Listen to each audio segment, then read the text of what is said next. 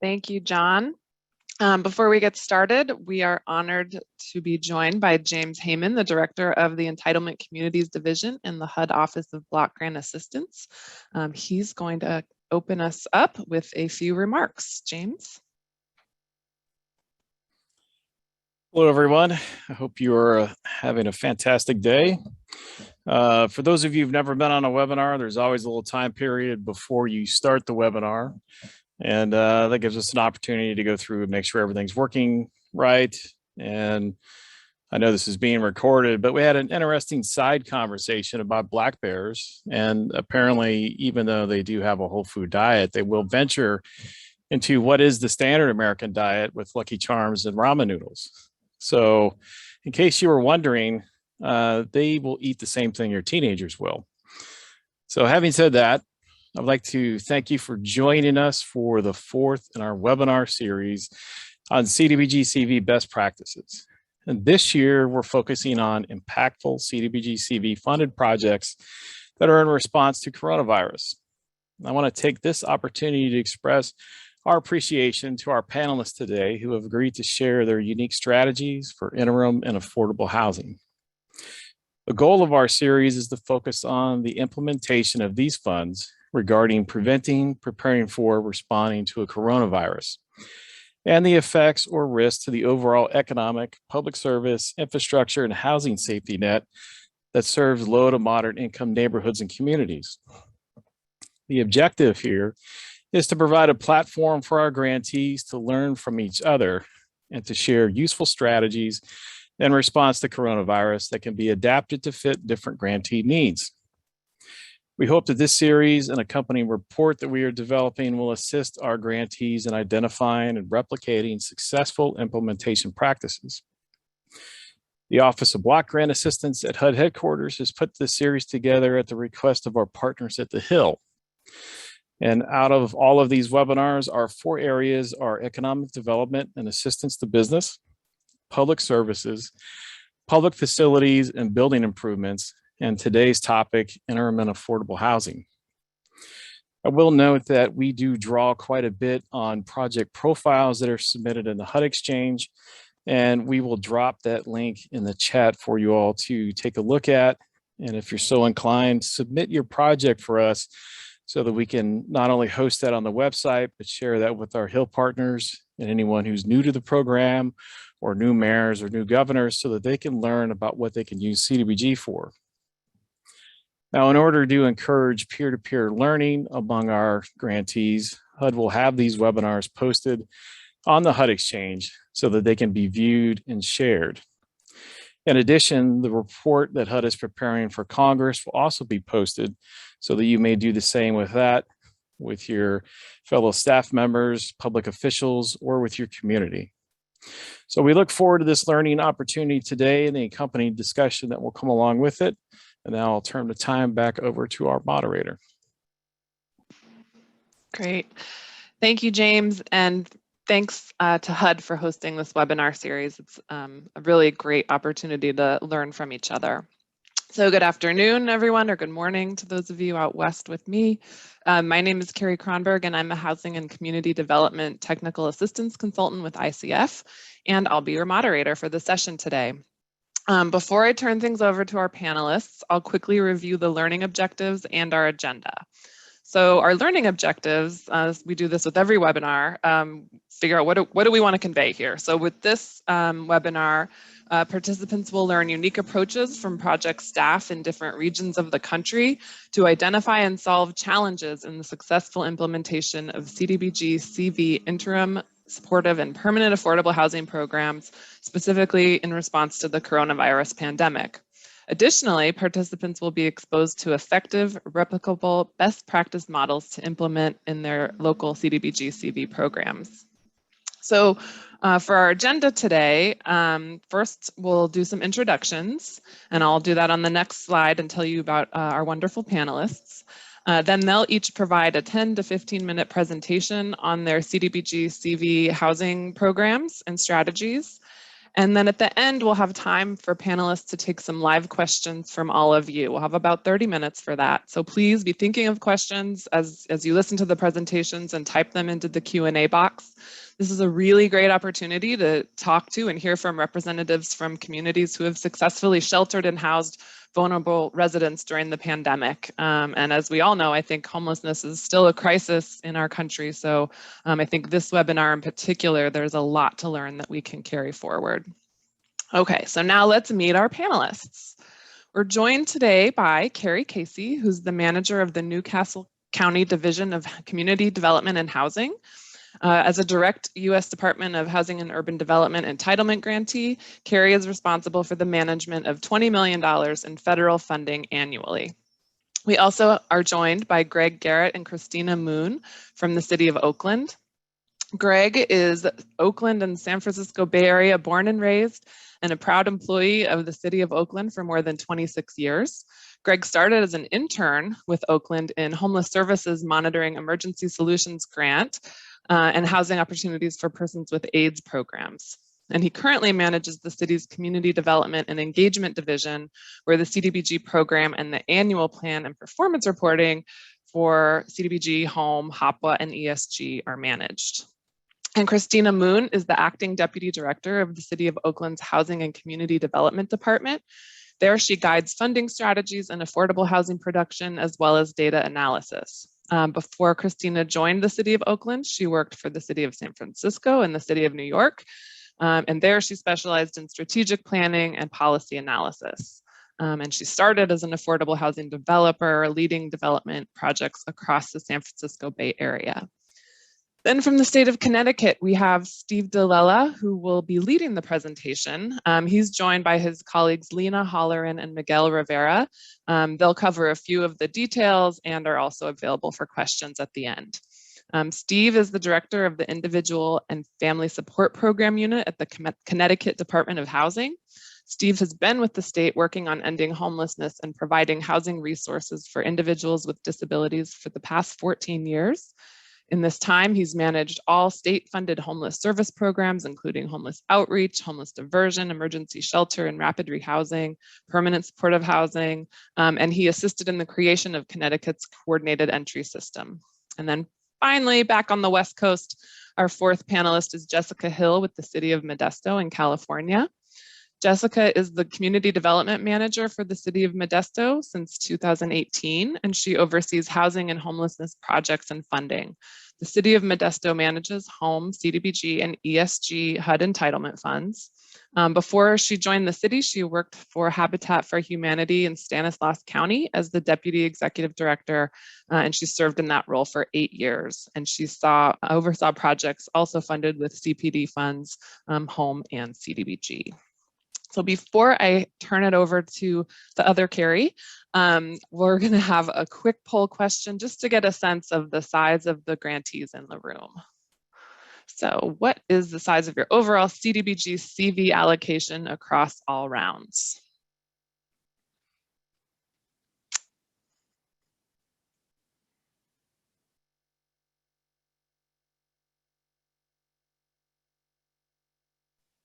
Poll will be closing in 10 seconds.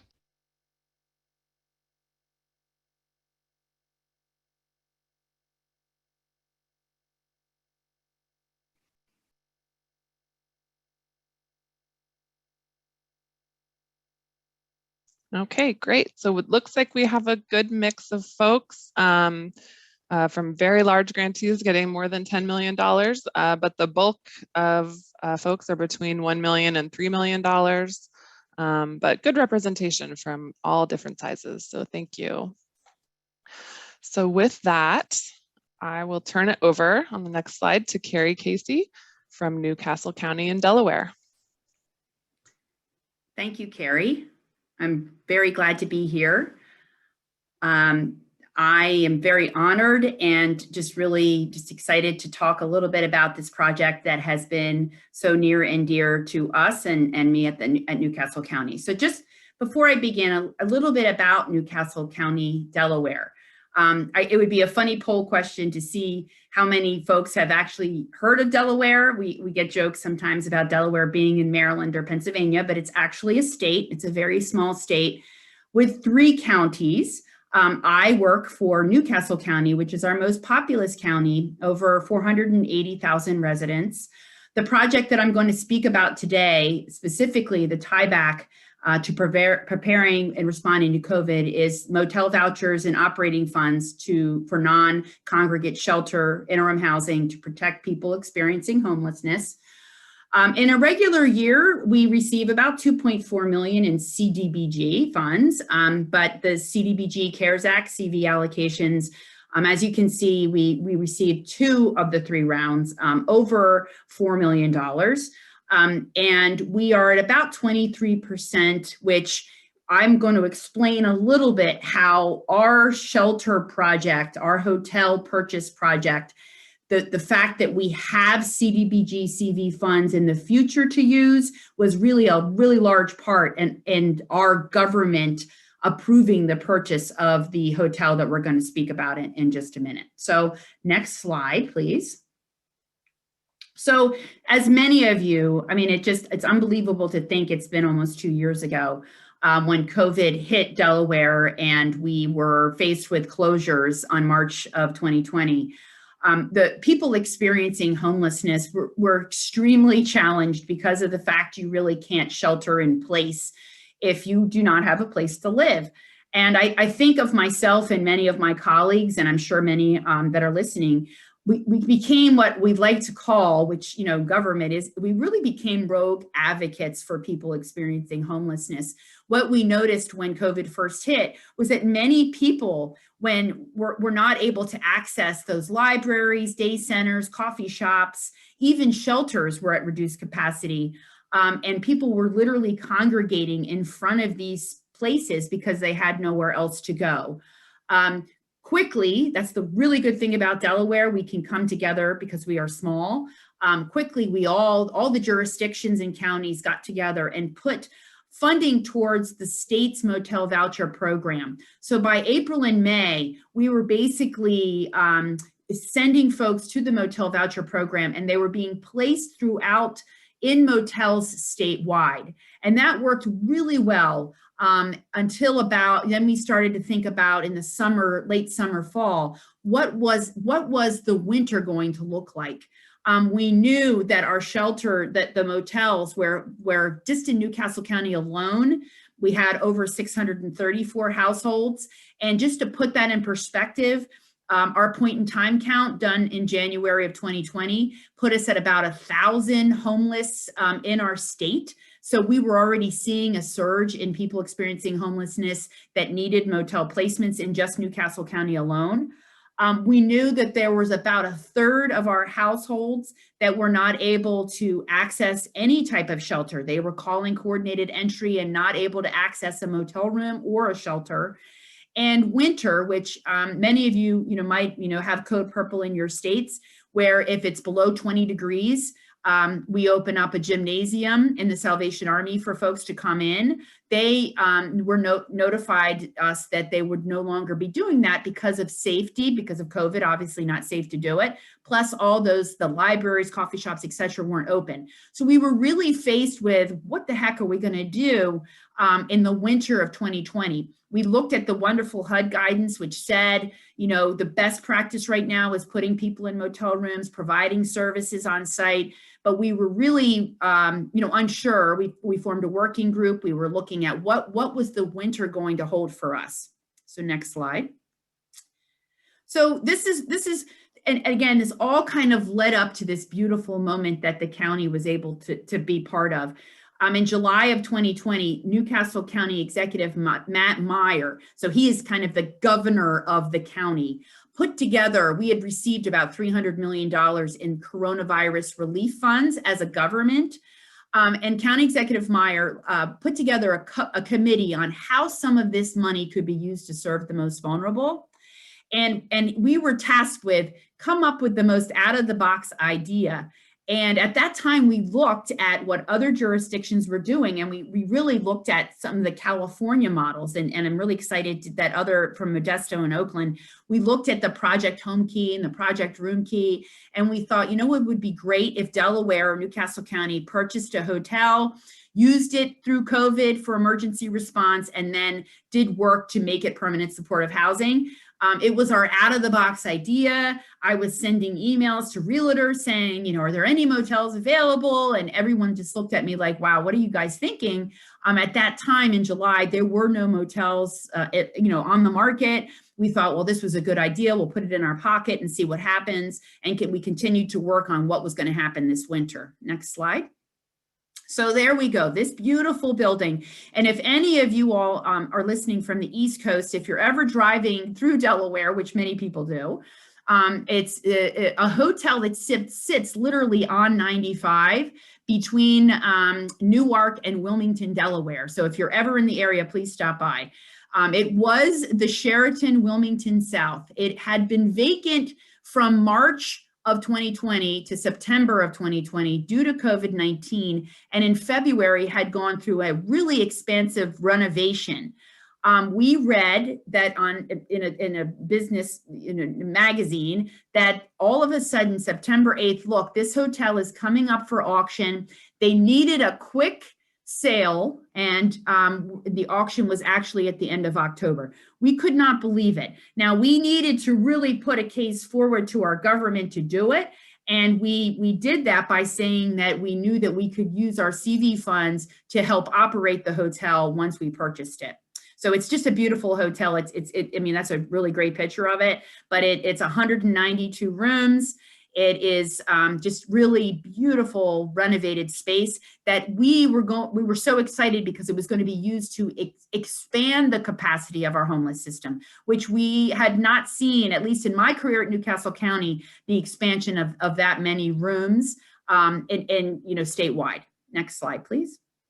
So this is what we did. And it really, to me, sometimes I have to pinch myself because I just can't even believe that we were able to do this.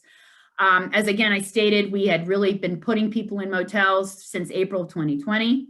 On October 28th, Newcastle County became the winning bidder of the Sheraton Wilmington South. I went to County Council the evening of October 27th and made the case. And to the credit of Newcastle County government, the County Council voted 13-0 for us to do this. So it just amazing that we had this kind of support.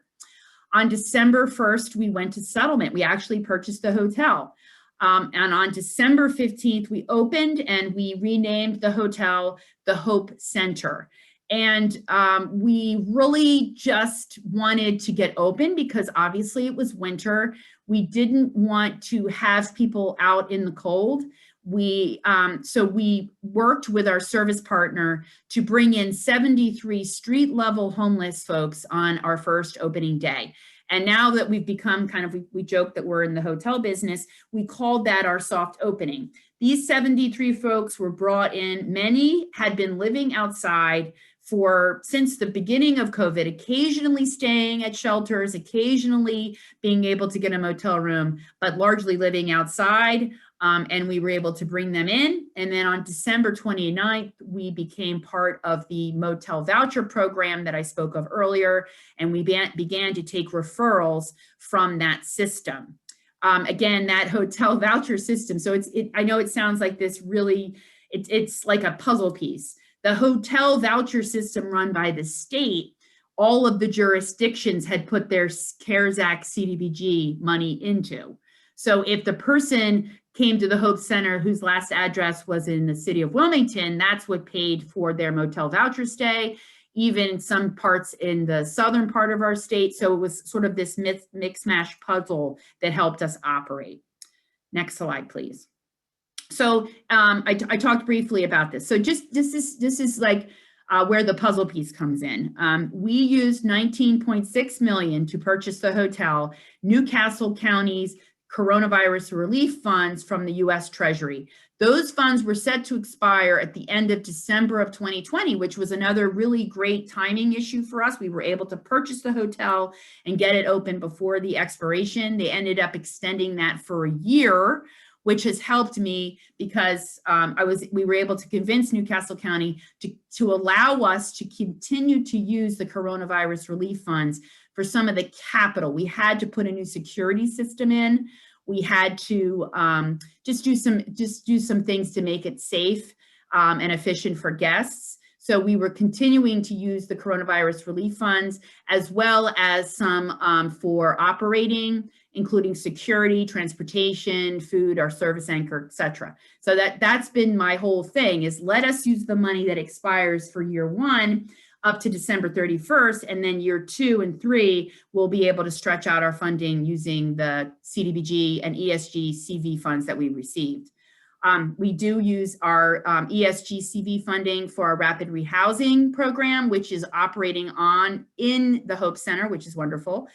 And again, we're using this revolving pool from all of the jurisdictions that received CDBG-CV funds to help us with the operations. The per diem motel voucher per night is still coming into the Hope Center to help pay for things like utilities, the housekeeping, the staffing costs, et cetera. Okay, next slide, please. Okay, the referral process. So day 1, it was just amazing. People were just dropping people off, adults trying to drop their adult kids off. And we were just like, no, this is not how it works. People have to meet the definition of literal homelessness.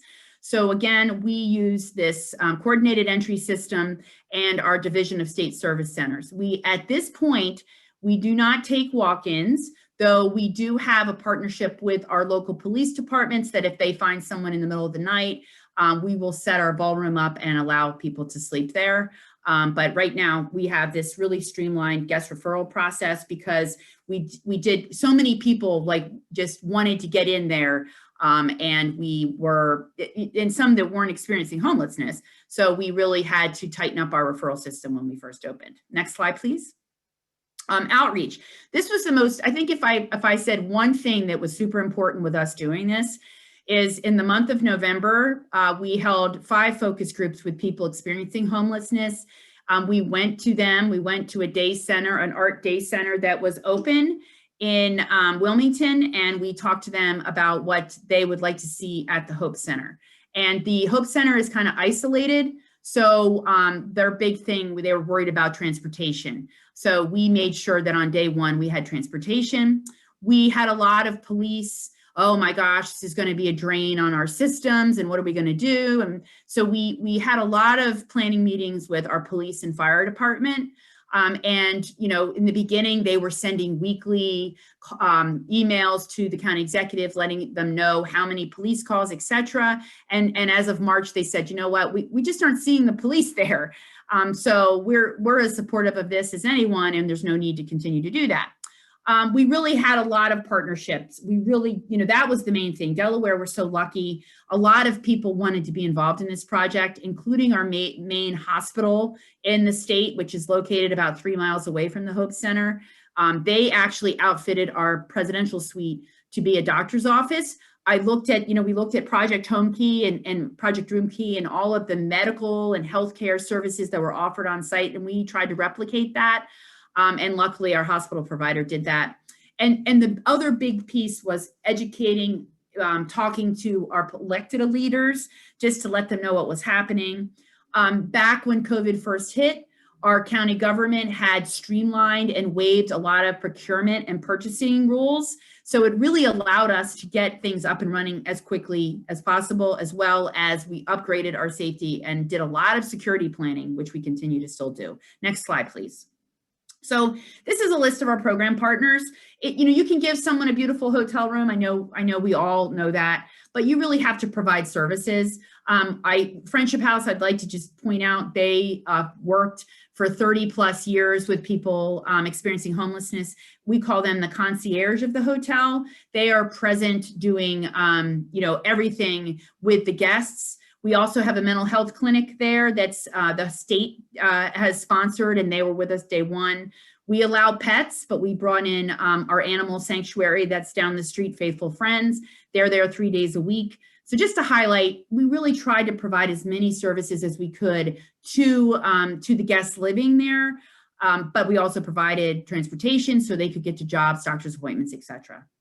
Next slide, please. So lessons learned, we really tried to be really flexible. We've really changed a lot of things since we started. We had built this wall to separate people we thought would have COVID from people who didn't. We actually, as many of you probably know, a lot of folks living outside weren't around anyone, so they're probably very safe. We didn't see a lot of COVID to begin with. So, we didn't really need all of these walls and different things, but we still do wellness checks every day. But just in terms of what we thought we would see compared to what we saw, we looked at other states' models. Again, I referenced California. I really looked to California for what you all are doing, just so innovative and wonderful. We did the focus groups with the end user, and the government efficiency was super important. You had to have that. If we weren't able to waive some of the procurement guidelines, we would never been able to open in 2 weeks. We lived by the model of do not let perfection be the enemy of the good. We had a snowfall the day after we opened, and we thought, you know what, this is meant to be, to bring folks out of the cold. I almost get emotional about it because it was really, really tough, and we were really worried about what we were doing, but we knew we were doing the right thing. And then focus on exits. This is a picture of Miss Summers. She was our first exit in March. It's very hard because people get comfortable in hotel rooms. They finally have their own space, and I can't fault folks, but we're really trying to focus on getting people to their next destination. And that, I know it's so hard because there's such a lack of that resource, but it's always, how do we keep talking about that? And that's something that, we're constantly striving to do when we've had 65 households move into permanent housing. Next slide, please. So as of today, we are about 90% occupied. We have 416 residents. 209 are adults and 207 are children. This is Scruff the Dog. We have 14 pets. We've had bearded dragons and guinea pigs and all kinds of interesting pets. But this is Scruff, who was actually from New Orleans, if you can believe it. But his father's from up in Wilmington area, and he was our first animal to be placed at the Hope Center. And his dad is really stabilized and is working to find permanent housing. Since December 15th, we've had over 857 people have lived at the Hope Center. And that is, considering that we look at our homeless system at about 1,000 to 1,200, I mean, that's a large number of people that we've been able to serve. Next slide, please. This is a personal story, a very close friend that actually, I became very close with. Just a really awesome story. This is some of her artwork. She experienced homelessness for over 20 years. She entered the Hope Center. She stabilized. Her name, because she had an address, her name came up on the Wilmington Housing Authority efficiency waiting list. Staff tracked her down, literally brought the mobile phone up to her, and she moved on September 12th. I visited her a few weeks ago, and she's really doing well, and it just really makes me know that this is the right thing to do. Next slide, please. Community support. We have so much. I think sometimes people in the community needed the Hope Center as much as the folks living at the Hope Center. We actually have a staff person whose job is really just to man the door, because so many people are dropping things off, from diapers to school supplies. The gentleman in the red there, he actually cooked pancakes for everyone living at the Hope Center in to-go boxes. And that's one thing I think is a really good lesson is to really talk up what you're doing and get the community involved, because I feel like it really, really has helped with some needed supplies, but also just the general energy to have the community wrap their arms around you when you're doing something for the first time has really helped us a lot. I think that is it. And I'm going to turn it over to Greg. Thank you very much. Yeah. Thank you, Carrie. And I couldn't help but look at the calendar when you were talking about your timeline. So happy anniversary of your county council approval of the project. Yeah, thank you. Yes. And now next we have Greg Garrett and Christina Moon from Oakland. Thanks so much, Carrie and Carrie. Very impressive presentation. Good afternoon. As stated, I'm Greg Garrett. I am the Community Development and Engagement Manager with the City of Oakland. It is an honor to present today with the Oakland's Clifton Hall project, alongside my colleague and acting deputy director, Christina Moon. At the beginning of COVID, as with most jurisdictions, there were multiple competing needs to be addressed to prepare for, prevent, and respond to COVID impacts. City of Oakland was awarded $8.2 million under round 1 and round 3 tranches of the CDBG-CV allocations. The city has committed CDBG-CV funds for housing stability, housing-related legal services, acquisition and conversion of facility or buildings to affordable housing, impacting the most vulnerable to COVID-19, that being the homeless and residents that are extremely low to low moderate incomes. As a tie back to PPR, through HUD-issued CARES Act waivers and flexibilities, the City of Oakland took advantage of the opportunity to utilize 2019 and 2020 CDBG fund balances to support COVID-related projects, including a couple of non-housing projects, Oakland Wi-Fi project that decreased the digital divide of Wi-Fi access to low and moderate income areas. We funded a violence prevention project. And then for housing, we funded 3 projects. One is a homeless shelter, the rehab for the Heyman Robinson Multi-Service Center, acquisition and conversion of a hotel, providing housing for veterans, and then the subject matter of today, which is Clifton Hall. City leaders work diligently, efficiently, and in collaboration like no other time, and provide housing for homeless families and seniors by way of the Clifton Hall project. I'm always excited to hear about this project, and I want you to hear from those who were on the ground to make sure that it happened. And I would like to turn it over to Christina Moon to tell you more. Next slide. Thanks, Greg. Yeah, it's been really great working with Greg on this project and all our other urgent projects. I'm Christina Moon with the City of Oakland, and I think everyone on this call is probably facing the urgent homelessness emergency that we're facing here at the City of Oakland as well. We have so many people that were unhoused, especially as the pandemic happened, and they're extremely vulnerable to COVID-19. And so, this was an urgent need that the city already had. And we were so grateful and lucky to have the state of California take a leadership role in creating programs to house people with the urgency that was needed. And so thank you, Carrie, for sharing your learnings. It sounds like great minds are kind of working and thinking alike here. So California in 2020, in the summer of 2020, created the Home Key program. So this is an outgrowth of their Room Key program, which was really housing people in motels and hotels as quickly as possible so that folks could shelter in place rather than be outside or in shelters. And the Home Key program was designed to prioritize people coming out of the Room Key hotels, but also to just identify rapid housing solutions at a pace that was unprecedented. To do so, the state used its coronavirus relief fund allocation. So they put $550 million of their relief funds towards creating this program as capital for acquisitions and rehab.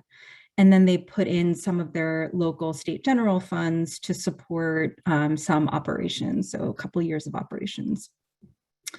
Out of that first round, Home Key created over 6,000 units across the state in 6 months, which is crazy, right? I mean, we're notoriously bad at producing rapid housing. So it was incredible. And the City of Oakland, which has very limited local capital, jumped in to take advantage of leveraging these funds for as much as we could. So we submitted 4 applications.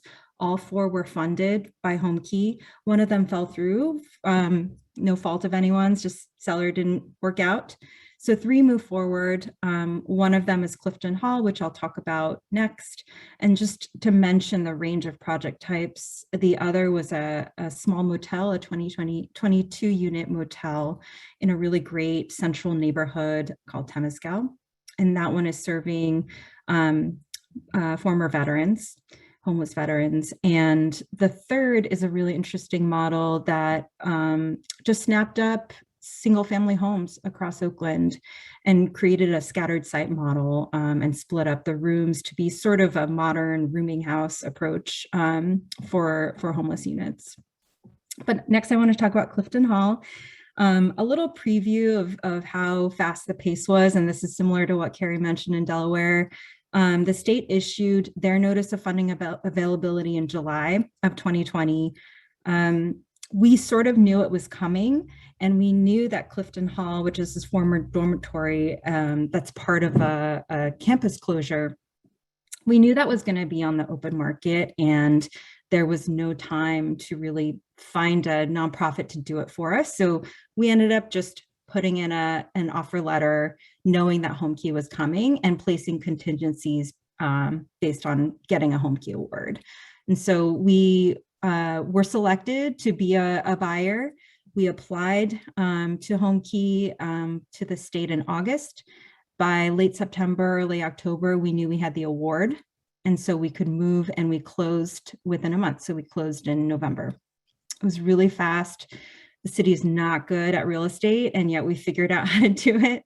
And by December, by the end of the year, the family shelter, which is one of the 2 uses in the building, had moved in and was fully occupied.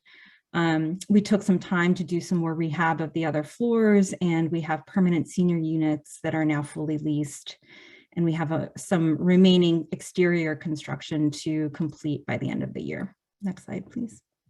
So this is a picture of the dorm.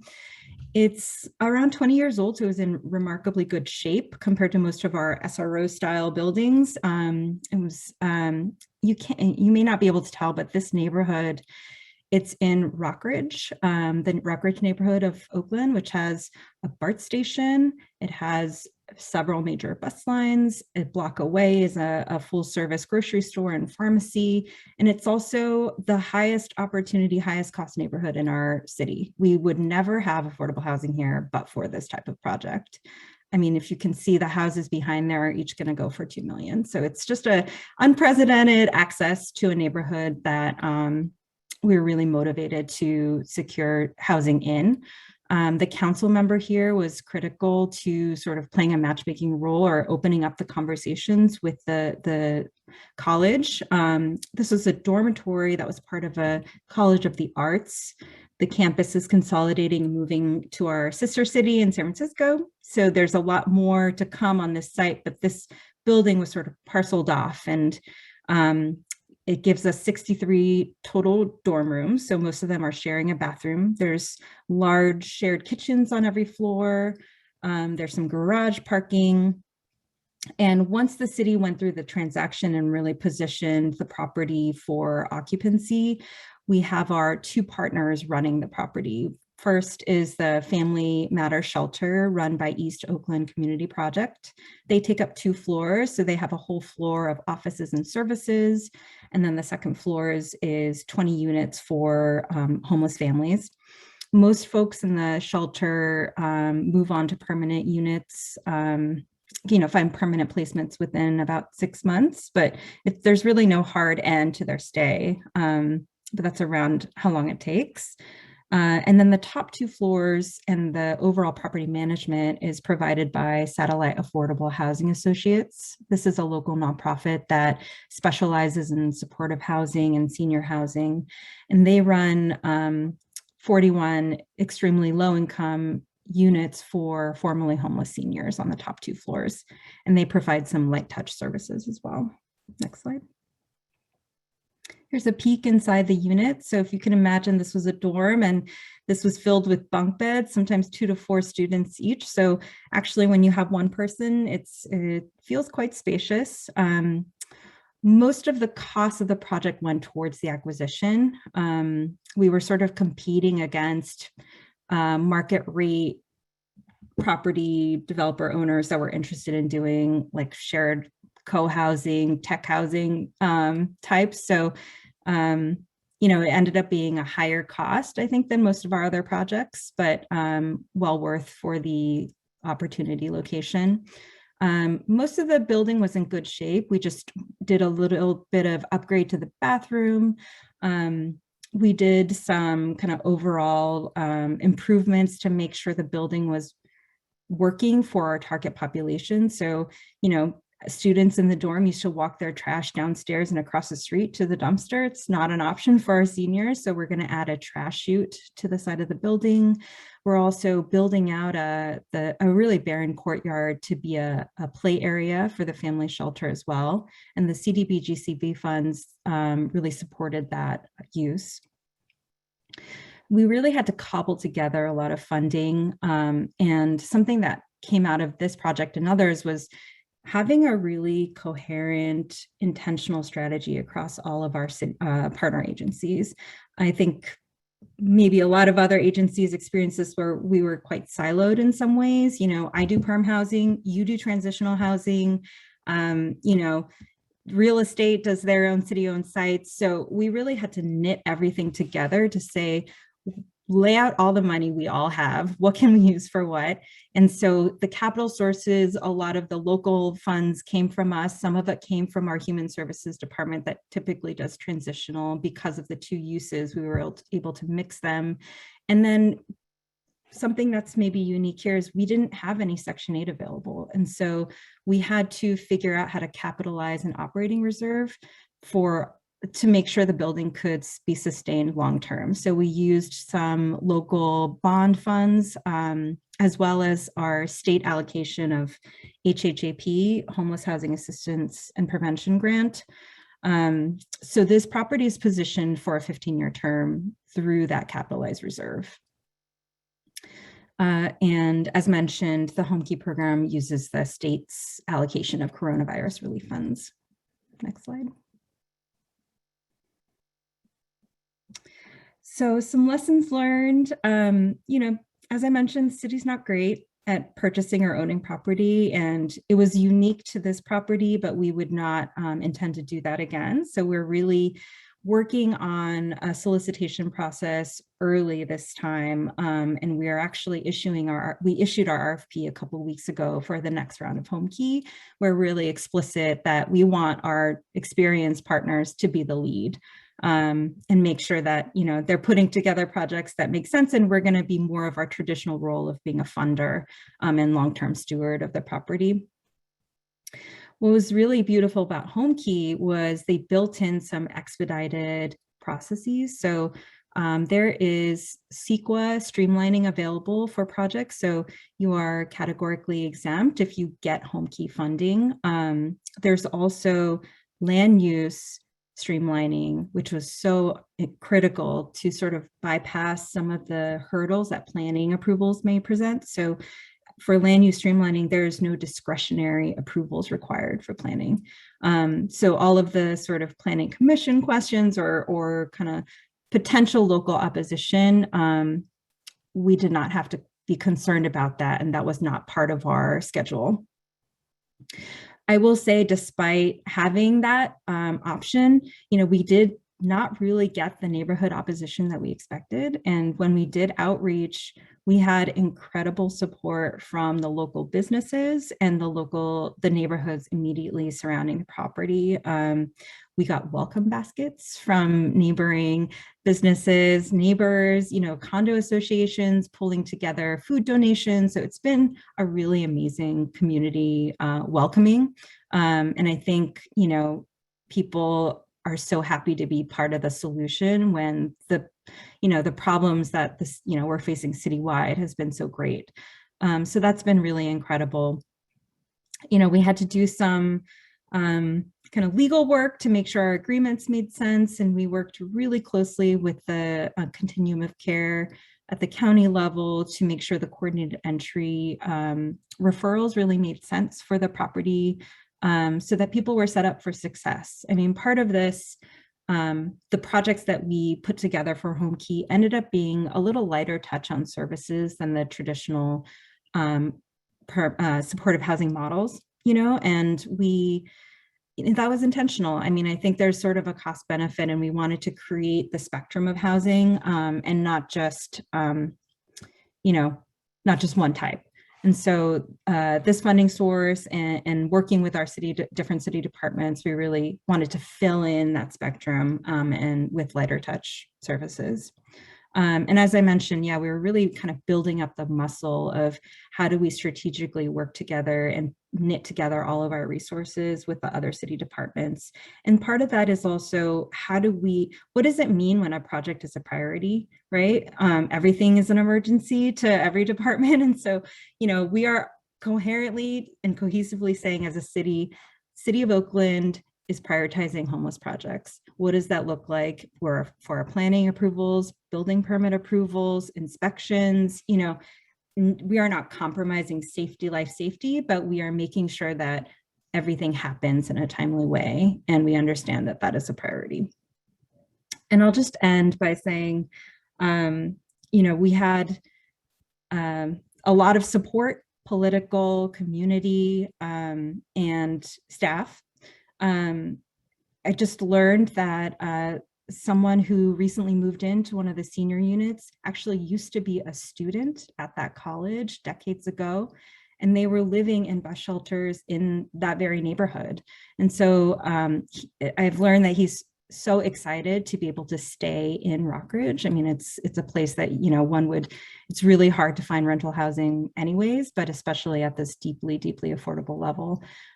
So it's really wonderful to know that we are housing people that were unhoused in Oakland, and really appreciate all the partnership and resources that the state and federal government have made available. Thank you. Thank you, Christina and Greg. I got chills with that personal story there, Christina, so thank you. Okay, poll question number 2. So does your community currently, or do you plan to use CDBG-CV funding for affordable or interim housing to prevent, prepare for, or respond to coronavirus? Yes, we do. Yes, we plan to. No, we don't. We don't plan to, or we're not sure yet.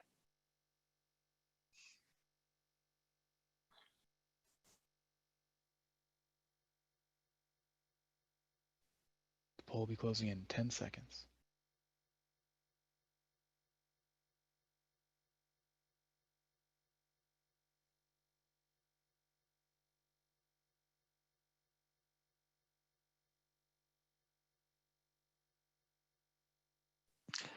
Great. Okay, so it looks like the majority of folks aren't sure yet, but otherwise a pretty good spread between yes, we are currently or plan to, or we don't plan to. Thanks, guys. Okay, so next up, I'm going to turn it over to Steve, Miguel, and Lena from the state of Connecticut. Thank you, Carrie. Thank you for our colleagues out in Oakland and Delaware. Here in Connecticut, we are certainly excited to be a part of this presentation. And we do want to thank HUD for the opportunity to share our experience of how we've been able to manage the COVID pandemic with our homeless service system over the past 18 months. So as you can see here on our profile, we are a state of about a little bit more than 3.5 million individuals that live here. And as a state, we are lucky enough to get all 3 rounds of the CDBG-CV allocation. So we're able to do a little bit more with our funding because we work very collaboratively as a state in the homeless service world. We work with our municipalities as well as our private nonprofit providers, really to be able to provide a coordinated system to be able to address homelessness throughout the state of Connecticut to ensure that everybody has access to permanent housing when they experience a housing crisis. So we can move on to the next slide.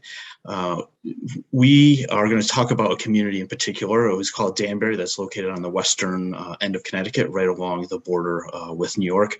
And that area was the first area to experience COVID in the state. They had the first case.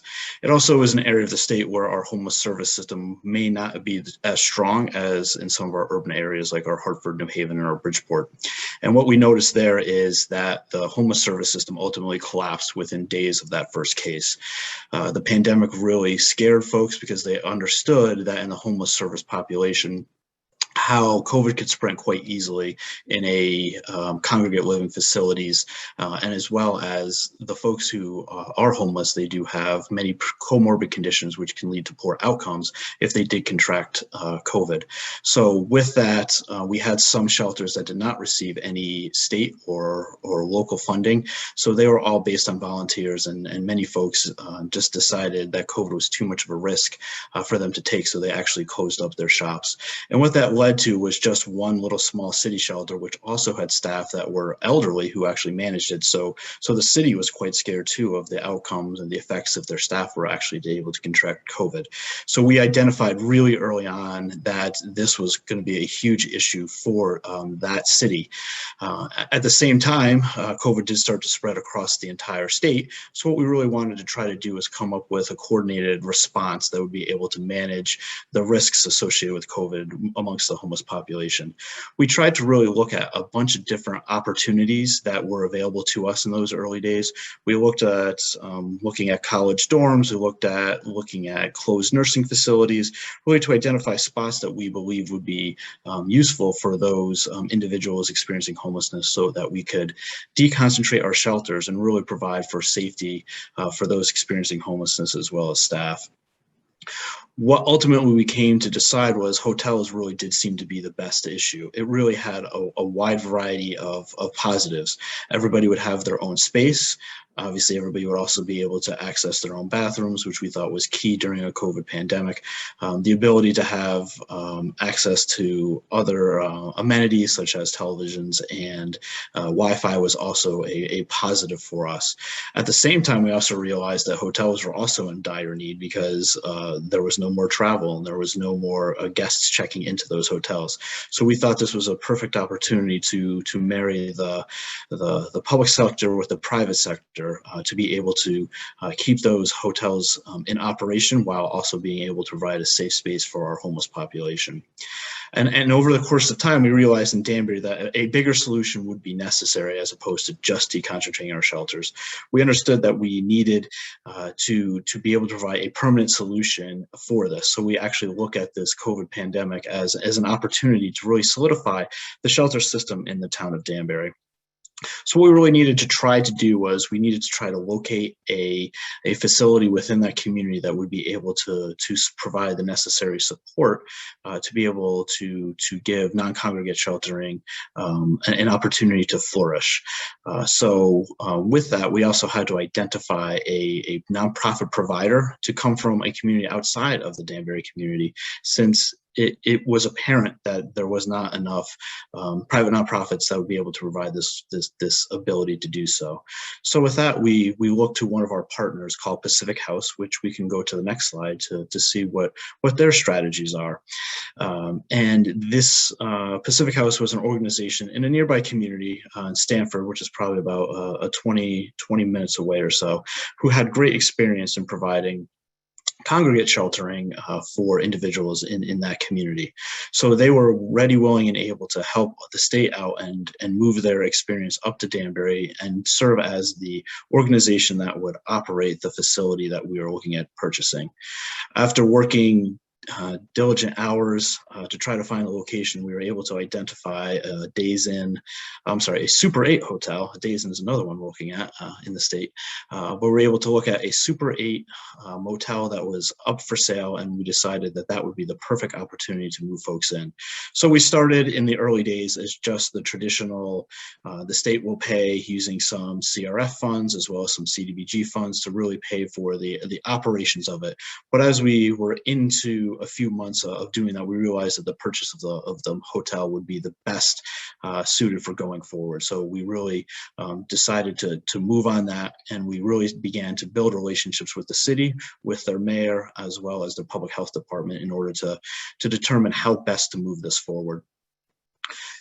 In addition, we were able to look at hiring additional staff from that community and to bring that expertise up to Danbury to solidify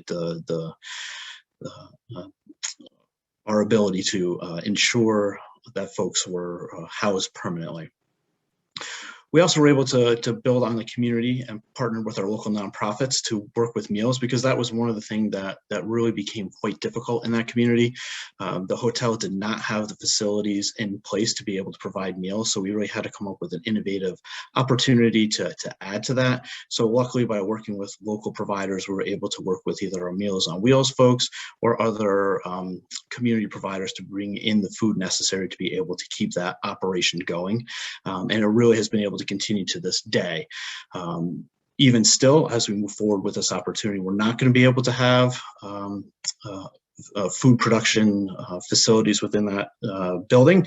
So we'll have to rely on those relationships that we have built during this time to be able to continue to provide for the bare essentials for those folks. One of the key pieces to this was in selling it to the local folks was that before COVID hit, many folks who were in shelter, they did not have a place to stay during the day. So they would be about in the streets, and that caused significant problems for the downtown business district. What we were able to do now with this new shelter is really look at other opportunities. By bringing in an experienced provider, we were able to also provide opportunities for case management to be located within the shelter. We're also able to bring in meetings and mental health and substance abuse treatment, which really has been a positive to the individuals that we serve. And as a result, we've been able to decrease some of those activities that were seen in public spaces before. So this was a great opportunity for us to work on that. And the city really understood that, and they really were interested in moving forward with that. So we really have that opportunity to provide more of just an overnight shelter, but really more of a programmatic approach to be able to provide for the needs of those folks that are experiencing homelessness in that community. What we're really excited about this is also a new opportunity to create a different type of program model, which we can see on the next slide, which is not just shelter. What we really want to do is try to combine shelter and permanent housing in one location. One thing that we've realized in the state of Connecticut is that even though we provide a great number of permanent supportive housing units in the community, oftentimes that is not what some of our most vulnerable folks need.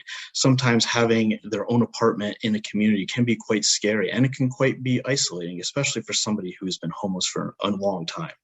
So we see this as an opportunity not to increase the shelter capacity within that city, but really to replace that shelter capacity with high-functioning shelter, with high-functioning services, while at the same time actually adding affordable housing on the top 2 floors of this property to really provide that level of housing a little bit more than an SRO, because everybody in those units will have access to their own bathroom and a small cooking facility. It will not be a full kitchen, but maybe a hot plate and a microwave, so that they can live independently there with the opportunity to access services that our provider at Pacific House will be able to provide. So it's really an interesting experiment that we're going to try. And we think that for some of our most vulnerable, some of our most chronically homeless individuals, this will be a great opportunity to be able to provide that level of housing, really to expand upon the continuum of housing that we do have here in the state of Connecticut. We have been able to provide a wide range from all the way from homeless outreach to permanent supportive housing. But one thing that we really have been missing is this type of housing that may be a little bit smaller than an individual's own apartment, that will be able to provide the type of housing with support services that would be appropriate for them, with the type of social interaction that they may choose. So it's a great opportunity to do that. Having the support services located on site is also a great bonus to both the individuals experiencing homelessness in that building, as well as to the community. It really is able to create that community ties that not only are we providing basic care in terms of food and sheltering, but we are connecting to healthcare and mental health care and substance abuse care. And we're also able to work toward more permanent solutions, such as getting folks engaged in education and employment. So with the ultimate goal of income producing jobs that will be able to support these individuals as they move out into the community and sustain themselves individually. And we also know that this creates just a pathway to serve the most vulnerable citizens, as well as those who just need a short time in shelter. We, in Connecticut, were able to use this model of hoteling to open up nearly 14 hotels across the state of Connecticut, with over about 12,000 folks at the height of the pandemic. And we've been lucky enough to use all of our additional resources to house approximately 3,500 folks out of homelessness just in the past 18 months. So we've been really motivated to keep working on this opportunities, and we really think that purchasing purchasing hotels and converting them into shelter and permanent housing is certainly an option that can help our system and reduce homelessness across the state of Connecticut. Now I'm going to turn it over to my colleague, Miguel Rivera, who can talk about the funding that we use for this, which is CDBG-CV, and some of the opportunities that he had, which have been successful. Thank you.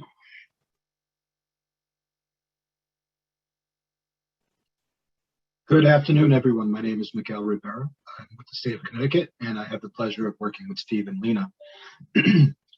Quite honestly, I think the approach that we took on the CDBG small cities component was we weren't looking to lead. We were looking to follow and build off of the relationships and the momentum and the collaboration that had occurred both at the local level and at the statewide level with Steve and the CANs and the coordinated access networks. The CDBG COVID funds, I think, started with a little bit of a hiccup. I'm a conservative kind of guy. I remember living through NSP, the Neighborhood Stabilization Program, and the Obama administration. So with that said, we tried to make sure that we were providing support to our local municipal partners who had limited staffing capacity, but were able to give us the boots on the ground. As a back end, we were able to work with a special project manager who took the lead to handle some of the awkward situations as to the political and the, discussions that would occur. So I had greatly thank Lena and take my hat off to her and the work that she has done. But lastly, quite honestly, I think it was the response by HUD to allow us some flexibility to administer the funds, not necessarily going through a local municipality, but in partnership and working directly with the beneficiary of the nonprofit. That was the key piece in being able to really move the program in tandem, developing the services and implementing some best practices, as Steve had just reflected on. And I think at this point, I turn it over to lessons learned with regards to Ms. Lena Holleran, who was our special project manager. Thank you, Miguel. So these are lessons learned that we have from multiple projects. The state of Connecticut is working on the Danbury project. We're also looking at replicating this in multiple cities. So when I talk about the lessons here, they're not all related to Danbury. We do have 3 or 4 projects in the works. So the first one is location matters. And that is when we were looking for hotels, and we went out looking as an agency for hotels to purchase, but making sure they were near transportation and jobs and services. Having them inside a business park that is empty at 5 o'clock and has no bus line wasn't something that our nonprofits were going to be able to work with when it came to convincing people to commit to shelter there. The other part was site matters. We started looking at hotels with some of our nonprofit partners, and one of the things we quickly came to realize was that they did not want the old style motels that you drive up to and you come in from the outside. They wanted interior corridors for security reasons. We wanted a smaller size hotel. We had a lot of very large hotels, 400 and 500 rooms, that were going up for auction. It wasn't a project that we could handle. We couldn't do 4 or 5 500-room hotels. It was beyond our capacity. So a smaller size hotel with interior corridors were 2 of our main focuses, and avoiding pools and large ballrooms. Pools was a no-go for the agency, and large ballrooms gave us massive space that didn't have an immediate use. So those were things that we definitely avoided. Managing sellers' expectations was a big problem for us. We had a lot of hotel owners who were going to sell, but they wanted to be compensated for their COVID losses. And while the state does have programs for compensating for businesses that lost money during COVID, it wasn't through the Department of Housing. It was through the Department of Economic and Community Development. So we couldn't pay significantly above the appraised value because they lost money during COVID. It wasn't a possibility that we could have. And that was something we had to manage with them. There was a real expectation that the government is the money behind this. Therefore, they will make up for all my losses. I'm going to sell my hotel and off I go. And, you know, with that was the balancing government transparency and the confidentiality of commercial real estate. We learned that commercial real estate, and especially hotels is sort of this secret world. And they never want anyone to know that their hotel is for sale because it decreases the appraised value. It decreases their bookings. It decreases how much it's worth if somebody else is coming to buy it. So this sort of secret world that has the selling and buying of hotels was something we had to break into. We started using a broker, which I would not recommend. It made the process a little more difficult than it needed to be, but balancing that, and the hotel owners were very concerned that anyone would find out that the state was looking to support a nonprofit and purchasing it. So we couldn't tell anybody that we were looking at it, which made it difficult in talking with our municipal partners as to identifying the hotel and making sure they kept it quiet. We did have a couple instances where elected officials just publicly stated what hotel we were looking at. It scared off other hotel sellers who were unwilling to talk to us because there was a subsequent news article about a hotel that we were considering. So that was a problem. Next slide. So expertise of state agencies. We learned very early that we had to reach out to our sister state agencies.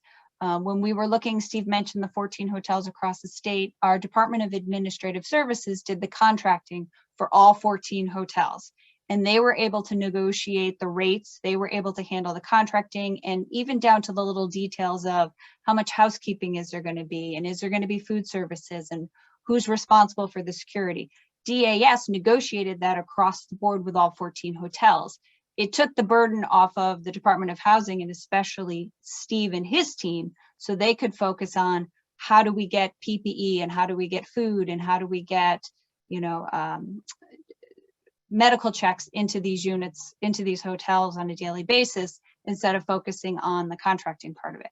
The other thing DAS has is a real estate unit, and they gave us tremendous technical support on the commercial real estate side. They have commercial real estate brokers inside their agency, and they gave us a lot of support when it came to breaking into finding out how hotels were sold, how to talk to the brokers, how to talk to the sellers, what was acceptable and not acceptable within that world, which is not something that we do in. They helped us with appraisals, what appraisals look like for hotels, how to send them out for RFPs, the information we needed. That all came from our sister agency in support from DAS. When we were looking for hotels, we went to DECD, which has our tourism division. They gave us a list of all of the hotels in the state with all of the contact information and the number of rooms and whether they had a commercial kitchen. Then we went to the Department of Public Health and got the list of the hospitals. We had to coordinate with our hospitals as to who is going to get the hotels for overflow, for either hospital personnel or recovery space for COVID, and who was going to get the hotels for shelter. So we did, in 2 days, we got the information from tourism, we got the information from public health on the hospitals. We went to our data officer, who's in another agency, and he was able to put together a map that we were all able to access to see exactly which hotels we were saving for hospitals and which hotels we were going to put in for shelter. So we weren't competing for the same hotels, or we weren't taking a hotel to be used for shelter that was, 3 blocks away from a hospital. All of that was coordinated with our sister agencies. We used our Department of Transportation to transport some of our folks from shelter to the new hotels. So we really leaned on a lot of our other agencies to help with that sort of things.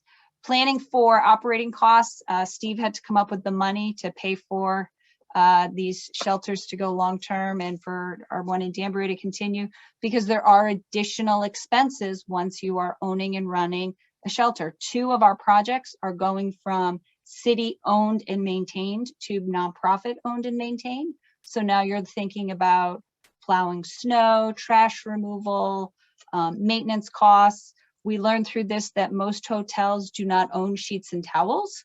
They actually lease them. So they are brought in every week and the dirty ones taken out. So when you purchase a hotel with everything in it, it doesn't come with sheets and towels. So those sort of expenses had to be accounted for. So Steve had to come up with all of the money, but that was done at the beginning. We had an estimate from the hotels as to how much they spend on electricity and water and snow plowing and maintenance. And then Steve had to find the money in his budgets. Zoning, Connecticut is still under a public health emergency. Zoning is not an issue for any of the facilities that we currently have and will not be an issue until the expiration of the public health emergency. Some of the cities that we're working in allow shelters in any part of the city, others do not. So take a look at that before you go to purchase a hotel, and what will the obstacles be if you end up purchasing it or your nonprofit purchases it and you do have to change zoning down the line. Because of the secrecy with buying hotels, the owners were definitely resistant to doing any sort of zoning change before the purchase was complete. So it wasn't a matter of we could change zoning before we purchased it. The owners just would not have gone on it. Post-purchase renovations, there are costs, and I think some of the other speakers have mentioned this. When you're converting from a hotel to a shelter, you know, security cameras in the stairwells, the smoke detectors have to be tied into a central panel, all of those conversion expenses, but you need to be clear with your nonprofit partner early as to whether or not the government is funding the renovation costs and how much and what the process will be and who's going to be responsible for that. There's a big difference in owning a facility versus running a shelter that is maintained and owned by a municipality. So those are sort of our high level lessons learned that we have from this. So thank you for giving us opportunity. I'll pass it back. Great, thank you so much. And finally, we have Jessica Hill from the city of Modesto in California. Great, thanks, Carrie. I want to echo the other speakers of having it be such an honor to speak today. We are a much smaller jurisdiction. We have a much smaller project we're talking about today, but I think some of the best practices we've learned through this project and how it's assisted the city of Modesto to help address, you know, COVID in the non-congregate would be important to many agencies. So I'm Jessica Hill. I'm the Community Development Manager at the City of Modesto. The City of Modesto population is a little over 200,000. We're the largest city in Stanislaus County and the 18th largest in the state of California. We're located in the Central Valley and about an hour and a half away from everywhere. So an hour and a half south of Sacramento, an hour and a half east of San Francisco, and an hour and a half north of Fresno. So Modesto does have the advantage of being considered one of the more affordable places to live in California. However, due to the increased demand in the housing market, even in our community, housing are selling before they're built and significantly over appraised value. For a little bit of a snapshot, 40% of our population are renters, and over 50% of our renters pay more than 30% of their income on rent. So our goal with this project was the creation of additional affordable housing to rapidly rehouse homeless individuals to protect them from the COVID-19 transmission. There's a huge need for more affordable housing stock for the most vulnerable in our community. So our combined CDBG-CV allocation was about 2.3 million. We spent about 60% of that to date, and traditionally we receive about 1.8 million in CDBG funds annually. So I did want to touch on this to offer hope to jurisdictions which struggle traditionally with allocations and spending funding in a timely manner. So in 2018, the city of Modesto was struggling with our third year of missing timeliness and simultaneously working through an OIG audit with risk of returning 1.8 million. So during that time, I reached out to a lot of other jurisdictions to kind of learn what best practices were, as well as our HUD representatives to see kind of how we can mitigate concerns moving forward. We were able to update processes, train staff, developed a pipeline of projects in case items that didn't anticipate during the traditional schedule, and then became very comfortable with the annual action plan amendment process in case those things did come up. As I said before, affordable housing is a huge need in our community, but we were severely lacking units and the housing market was continuing to boom. In order to take advantage of the properties which came for sale, we consistently added acquisition as an activity in our annual action plan and proactively developed an acquisition policy to align with the growing housing demand and the HUD regulations. In many successful projects, many of the other jurisdictions talked about this. It takes more than one funding source to make a project come to fruition, and trying to determine what funding sources can be leveraged in a project is always a challenge. Next slide, please. So here's a snapshot of our homeless population over the last 6 years. It's continued to grow about 15% each year. which our last count in 2020, we had about 2,100 of the homeless individuals in Stanislaus County and 1,500 of those within Modesto. Of the homeless population, it was identified that over 60% have self-reported either a mental illness or 60% have self-reported alcohol abuse. So with those demographics, the city continues to work hard and partners with a county agency called Behavioral Health and Recovery Services to help serve this population, connect them to services, and then connect them to permanent housing. What we've discovered is if we're able to get an individual into permanent housing, we have a 98% retention rate to stay in that housing with intensive case management. So with our CDBG-CV allocation, we were able to purchase a existing single family 3-bedroom, 2-bathroom house as a transitional housing facility. This property required minor rehabilitation and was able to be occupied quickly by a homeless family vulnerable to the pandemic by providing immediate housing opportunities for homeless with underlying mental health conditions with the support of BHRS or Behavioral Health and Recovery Services.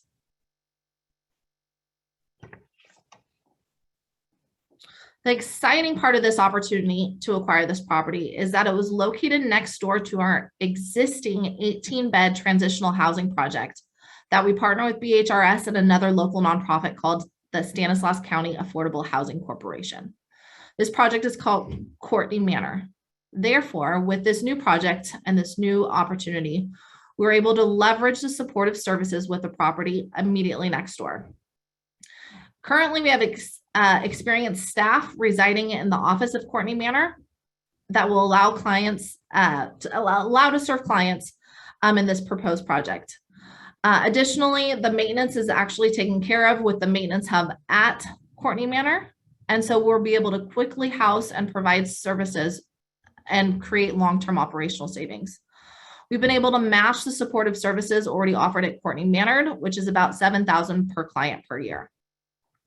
What also made this project very appealing is the 3-bedroom, 2-bath house was sitting on a 1/3 of an acre lot, which was zoned R2, which would allow enough room to support more units on the property.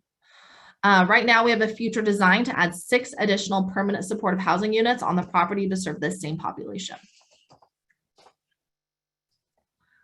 So this project was really made possible through partnerships that we had. Once the project was identified, Behavioral Health and Recovery Services was immediately consulted with to see if this is somewhere that they could expand their services. They came in and were immediately with the same understanding as the city of Modesto, is they wanted to do what they could to help make this project happen.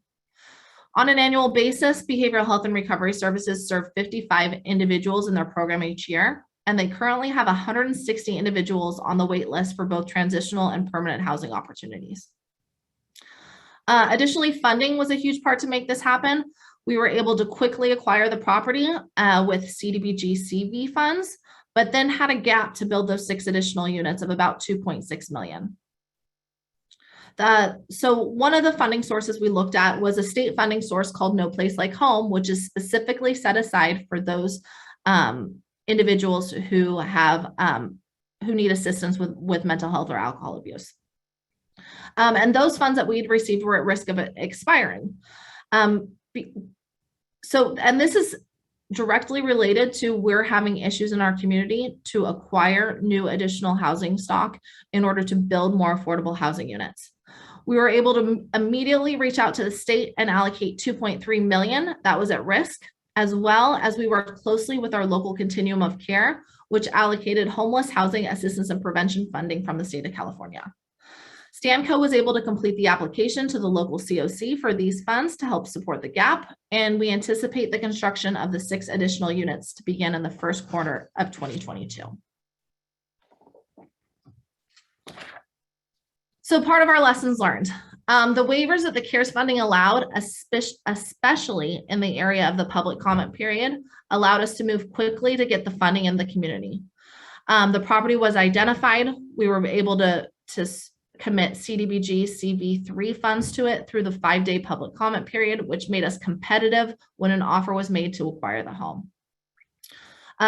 Partnerships is also essential. We work very closely with other government agencies, behavioral health and recovery services, our local nonprofit housing developers, as well as our local continuum of care. The great part of this is everyone knew the importance of this project and worked together quickly to make this happen. Additionally, our Modesto staff has closely relationships with the full development department within the city of Modesto. So we work closely with both planning and building to ensure that any potential zoning changes, building reviews are mitigated up front and streamlined for efficiency to make these projects happen in a timely manner. It's an exciting time with so many new different funding sources that are coming out, especially with the state of California. So as new funding sources come out, staff has a general understanding of these funding sources and are always looking for ways to leverage funding to make a project feasible. And so just the research on these funding sources to ensure we can utilize them at the right time is very important. And then lastly, it was essential to have acquisition identified in our amendment. And we have agencies constantly looking to acquire properties which are in close proximity to existing resources. With this property and immediately next door to behavioral health facilities, we're able to leverage essential case management support. Great. Thank you so much, Jessica. So quickly, as we've learned about the different housing types or building types that these communities acquired, what might be most feasible in your community to provide interim housing or non-congregate shelter?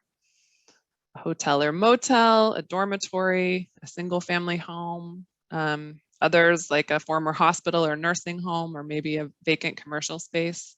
Maybe something we didn't list.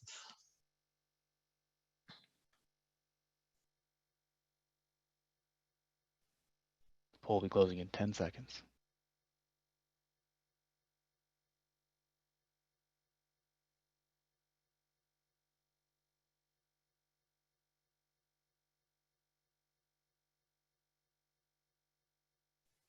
Great. Okay. So it looks like for most folks, a hotel or motel or a vacant commercial space, interesting, would be most feasible. Thank you. Okay, so now we'll review some resources. So these are just things we like to point you towards. One in particular specific to this topic is this first one, the video tutorial on how to use CDBG funds for housing activities. And then there are some general resources around CDBG-CV, guidance, the HUD exchange page, the Federal Register notice, and the toolkit.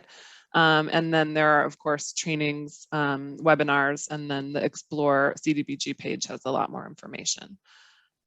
So with that, I'll ask the panelists to come back on camera, and we're a little bit short on time, but it's interesting as we were watching the questions come in, a lot of you answered them, I think, during your presentations. So hopefully we got at a lot of what folks were wondering about. But one question that came up in a few different presentations is looking long-term.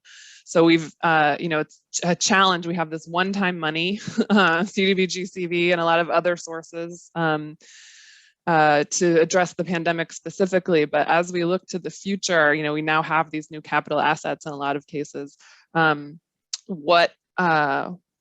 What are the plans for the future of these buildings, and how have you identified long-term operating and services sources? So I'll go in order of the panelists.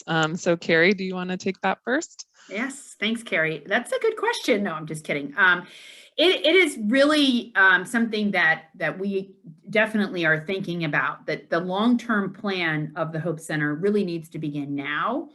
I think that having it as an asset, we purchased it, right? So it's an asset. It's something the county now owns. And I think our county executive joked around, like, worst comes to worst and this whole thing fails, you still have that asset that you could potentially dispose of. So that didn't end up happening. We ended up really being able to house a lot of folks through COVID. So I think the plan for us is to at least operate it as an emergency shelter for the next 2 winters. Again, we don't know what's going to happen with COVID, but we're really going to begin this sort of transparent public process of what happens next. And as a lot of the other presenters said, Newcastle County is not really great at owning hotels or buildings. So I don't think necessarily we want to ultimately be the owner of this property, but we would, you know, in my vision and what many people think is the need for more permanent supportive housing, it would be morphing that into more of a permanent location for folks to live. So that's kind of what our goal is. We feel like we can operate it sufficiently with funding for 2 to 3 years, but long-term, you know, we really need to start planning that now. But it is an asset, so it is worth money. You know, it can be sold if worse comes to worse, which hopefully that won't happen. But it, you know, we need to start planning now, and we're beginning those discussions. We'll have to see what happens, I guess, long story short. So thank you. Thanks. Greg and Christina? Yeah, I'll jump in for that one. So this is a super critical question because I think there's a ton of, as you say, there's a ton of money. There's a lot of capital flowing right now and not a lot of operating. And what we did intentionally for our home key projects is only put in what we knew we could operate for the long term. And so I'm treating Clifton as sort of a year 15 type deal where we know we can operate it for 15 years, the intention that it's permanent, right? And so the units are, there's an affordability covenant on the property for 55 years as part of the program and as a City of Oakland priority. So we will figure out a way to unwind and reposition in advance of year 15. And similarly, for our other home key properties, you know, even though home key only required showing 5-year kind of feasibility, we establish projects that could operate longer than that. And the hope is that we're continuing to work with the Housing Authority to sort of carve out future voucher availability so that there's a later plan that doesn't rely on a capitalized reserve, which is not a very efficient way to do things. Thanks. Go for it, Steve. All right, thank you. So that is something that we certainly were planning for even when we were buying the hotel. We really did want to see what would this look like over the long term. So before we even made a purchase, we wanted to make sure that our sustainability was feasible and that we did have funding in place to actually make this work over the long haul. So one of the things I certainly heard from our counterparts is we are not good at owning these things. And so we certainly did not want to get into that from the beginning. That's why we found a private nonprofit provider that would actually be the owner of this project. So we were able to use our funds to purchase it, and the private nonprofit will actually operate it. Now, although the community I referenced did not have, most of the shelters there were not funded by government. There was one that was, there was the city shelter that we put in some money through our regular ESG resources, as well as some state funding, as well as they also put in some money. So what we decided to do here is actually move the shelter. So close down all shelters in that community, take that funding that we had for operating and move it into this building. Clearly this building was a lot larger than what was operating previously. So we needed to find additional resources for that. So that's where we looked at our state budget. We did find some surplus dollars from unused funds in terms of rental assistance that we have the ability to do. So we converted that over to really fulfill that gap. But in addition, our model is calling for not just shelter, but for permanent housing. So we're working with the local public housing authority to put some Section 8s in there. And if they are able to do, I think we're looking at about somewhere between 30 and 40 units. They may not be able to come up with the entire total, but we do have a state rental assistance program here in Connecticut where we can kind of fill the back. So that will also create the operating dollars, or that will generate income for Pacific House to be able to operate it both as a shelter and permanent supportive housing. And with our other properties that we're looking at purchasing, same type of mechanism, basically closing down a shelter that is in extreme disrepair to be able to move it to a much better facility and move the dollars that we already have committed to operating shelter and move it over, and just adding a little bit of additional rental subsidies to really create that fully operational budget so that we're able to maintain it for as long as we possibly can. You know, we're really looking at the lifespan of the actual hotel to keep it going as a shelter. Great, thanks. How about Modesto, Jessica? Well, this is kind of where our partnerships came into play. And so we were able to speak to behavioral health and recovery services, and they were able to assist with the transitional housing component immediately. And then I think we're looking at our local continuum of care vouchers to assist with the permanent housing component once those are built. Fantastic. Well, I'm sorry we have to cut off our panel discussion there, but many thanks to all of you. And now we do want to put up contact information for folks. We'll leave this up as people are signing off of the webinar, so you can have time to take a screenshot or write down contact information. But thank you everyone for joining us. Deep sincere thanks to our panelists for your hard work. On not only on the presentation, but on developing these solutions for the most vulnerable people in your communities. And of course, thanks again to HUD for hosting. All right, and thank you everyone for joining us. Have a wonderful afternoon.